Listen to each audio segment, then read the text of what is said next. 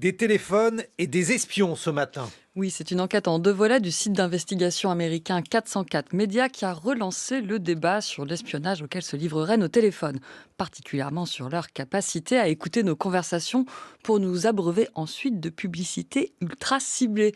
Bonjour Olivier Tesquet, Bonjour. vous êtes journaliste à la cellule enquête de Télérama, merci d'être venu ce matin.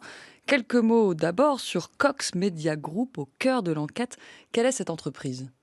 Alors c'est un acteur de médias américain qui est actif à la fois dans le domaine de la télévision et donc de la publicité. Alors, très honnêtement, moi je ne connaissais pas cette entreprise-là avant d'avoir lu les enquêtes de 404. Un groupe comme il en existe des dizaines, voire des centaines. Ouais. Est-ce que vous pensez que c'est un courtier en données ?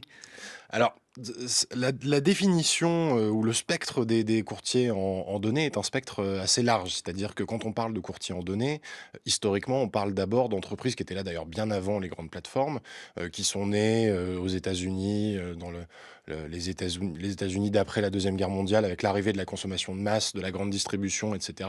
Et l'idée des courtiers en données, à l'origine, c'était de calculer le score de crédit des individus. Et donc, il fallait tout un tas d'informations pour calculer la solvabilité de ces consommateurs. Évidemment, à mesure que la société s'est informatisée, il y a eu de plus en plus d'informations sur ces consommateurs en question.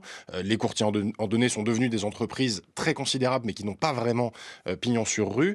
Et entre ces deux mastodontes que sont d'un côté les courtiers en données, de l'autre les plateformes, on a tout un tas d'acteurs, plus ou moins gros ou plus ou moins petits, qui eux sont aussi des courtiers qui font un peu de l'achat-revente. C'est-à-dire ce qui est le cas de Cox, par exemple, là, qui se vante en fait d'avoir accès à tout un tas de données audio des plateformes pour ensuite les revendre à des annonceurs. En effet, selon 404 Médias, le groupe propose à ses clients un service qu'il appelle écoute active, qui aurait la capacité d'écouter les conversations, donc grâce au micro des téléphones. En décembre 2023, le premier volet de l'enquête s'appuyait sur des documents destinés à la clientèle, accessibles sur le site de l'entreprise, et d'ailleurs ils ont été retirés depuis. Le second volet, sorti il y a quelques jours, révèle de nouveaux documents internes. Cela, est-ce qu'à votre avis, on peut se fier au travail de 404 Médias, le média d'investigation, et ensuite, est-ce qu'on peut se fier aux documents de Cox Media Group, Olivier Tesquet ?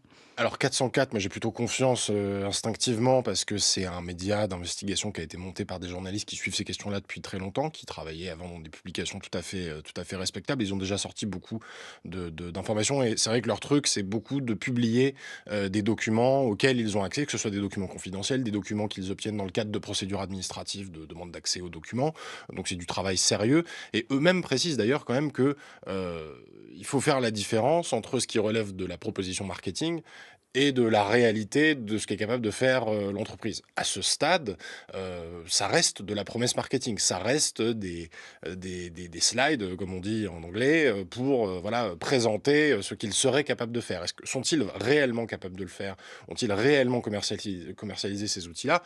Ça reste une question à élucider. Et ça, 404 est assez prudent sur la formulation. Voilà, donc le flou est sur la nature des documents révélés, mais en même temps faire de fausses promesses, son client après il est généralement déçu. Si je dis je vais vous vendre un service d'écoute active et en fait je ne l'ai pas, ça on peut l'envisager ? On peut l'envisager dans la mesure où c'est quand même beaucoup une économie de la prestidigitation, quoi. C'est-à-dire que dans ce secteur-là, on juge assez peu sur les résultats. C'est aussi ça la réalité, c'est que il y a un tel volume, et d'ailleurs nous-mêmes en tant que utilisateurs finaux et cobayes parfois de ce genre d'expérience, on n'est pas trop capable de savoir est-ce qu'on a été profilé plutôt par tel biais ou plutôt par tel autre, etc. Les annonceurs eux-mêmes sont pas capables toujours de déterminer avec une précision absolue par quel canal on a réussi à toucher quelqu'un.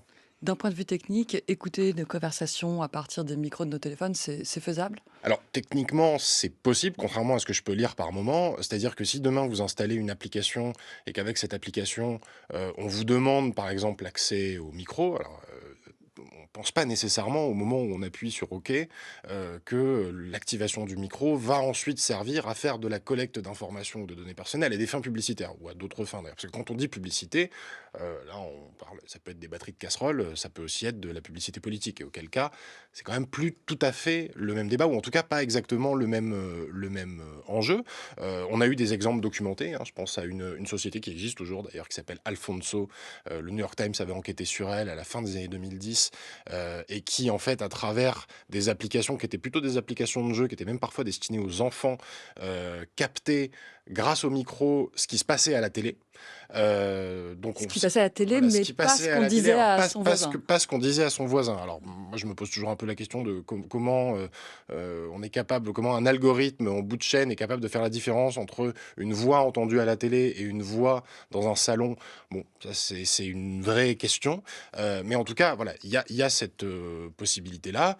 On sait qu'il y a des outils qu'on utilise tous les jours. Je sais pas, vous entendez une chanson, à la radio ou dans un bar, vous utilisez Shazam pour, savoir de quelle chanson il s'agit. Donc on a une utilisation usuelle, quotidienne, du micro. Il y a en plus maintenant, non seulement au-delà des smartphones, il y a les assistants vocaux qu'on fait rentrer à l'intérieur du domicile, il y a les téléconnectés, enfin, il y a de plus en Et plus par de exemple, micros dans les appareils. Donc, les assistants vocaux, de la même manière, on a pu prouver, et on sait de façon certaine, que c'est écouté. alors, les assistants vocaux, c'est écouté. Moi, je suis bien placé pour en parler parce que j'avais rencontré un lanceur d'alerte qui travaillait chez un sous-traitant d'Apple et qui était chargé de retranscrire des conversations de Siri à Cork en Irlande, chez un sous-traitant, comme il en existe plusieurs. Là, l'enjeu est pas nécessairement de cibler de la publicité, c'est d'abord de qualifier des données, de faire de la structuration, on va dire, des informations vocales qui sont reçues, pour ensuite améliorer l'intelligence artificielle. Ce qui montre qu'il y a, voilà, il y a besoin d'une intervention humaine pour traiter ce flot de données, pour ensuite être capable de proposer, du point de vue des grandes entreprises, que ce soit voilà, Apple, Microsoft, etc., d'être capable de proposer des assistants vocaux qui seront plus efficaces. Mais ça a effectivement été démontré pour à peu près d'ailleurs toutes les grandes entreprises qui mettent en place des assistants vocaux, ce qui a pu entraîner des conséquences où les programmes ont été interrompus, audités, puis ils ont repris.